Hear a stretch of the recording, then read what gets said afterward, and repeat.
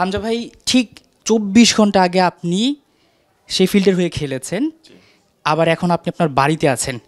এই অনুভূতিটা কেমন? বহুত ভাল লাগতেছে। টায়ার্ড আছি বাট ভাল লাগছে।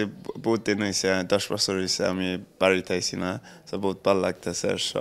সব এর আগেও আপনি বাংলাদেশে এসেছেন, তখন ঘুরে বেড়াতে পারতেন সব জায়গায়।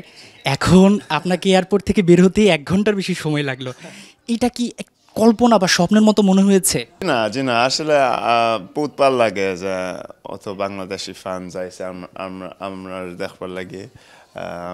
I feel very proud. So inshallah I can make the nation proud as well. আপনি মাঠে নামার সময় আয়াতুল কুরসি পড়েন, যেটা সোশ্যাল মিডিয়ায় বেশ ভাইরাল হয়েছে বা জানতে পারছে। এই বিষয়টা যদি একটু বলতেন যে ঠিক আয়াতুল কুরসি যে পড়েন, এটা কি আলাদা একটা সাহস দেয় কিনা? জি, I think আমার লাগি সাহস করে, আমার কমফর্ট দেয়।